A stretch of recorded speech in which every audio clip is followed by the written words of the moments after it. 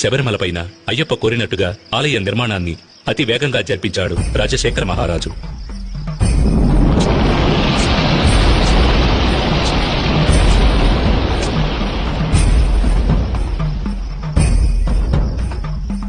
ఆ ఆలయంలో జీవిత తత్వాలను వివరించే విధంగా 18 మెట్లను కూడా ఏర్పరిచాడు.